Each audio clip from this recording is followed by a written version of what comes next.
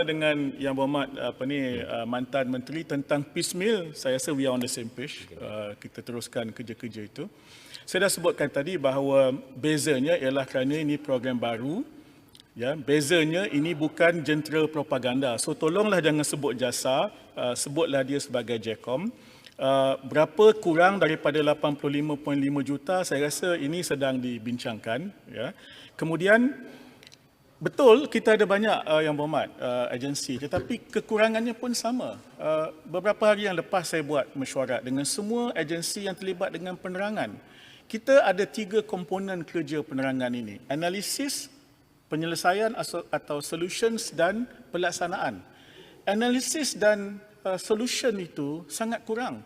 Zaman kita sama-sama dalam pentadbiran yang lepas, kita dapati analisis itu memang kekurangan yang sangat besar.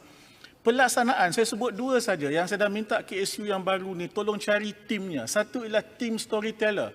Banyak cerita MKN tentang pandemik COVID-19 ni tak keluar kerana kita hanya rely kepada PC oleh 2 orang menteri dan sebagainya. The human story itu belum keluar. Fatigue, stres sedang berlaku di kalangan frontliners dan rakyat dan ini harus diladeni. Sebab itu saya kata, JECOM punya first priority ialah berhubung dengan soal komunikasi COVID-19 ini. Soal permohonan untuk jawatan-jawatan. Adakah Menteri sebut bahawa jumlah dia akan dikurangkan? Saya boleh bagi jaminan jumlahnya akan dikurangkan. Berapa banyak itu belum lagi. Tapi akan dikurangkan. Sebab saya boleh bagi angka itu. Kerana angka yang 85.5 juta itu ialah berdasarkan parlimen dan DUN. Sedangkan kita pergi kepada daerah 160 saja. Tak sebanyak parlimen dan DUN. Dan saya bagi jaminan bahawa JECOM bukan mesin propaganda, Yang Berhormat. Bukan, not under my charge, dengan izin. Ya. Dan proses mengikut JPA ada kriteria dan kriteria utama would be IT savvy dengan izin.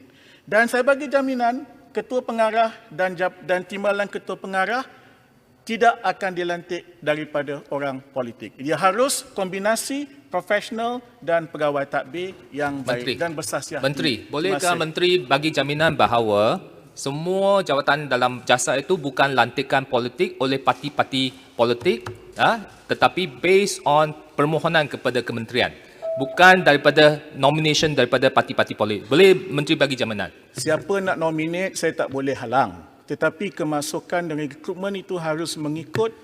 Bolehkah ia melalui kementerian? Secara interview secara profesional, bukan melalui nomination by political appointees, ya, daripada menteri dan juga daripada parti-parti komponen. Boleh Menteri bagi jaminan ke tak? Saya kata tadi ada 2 tu.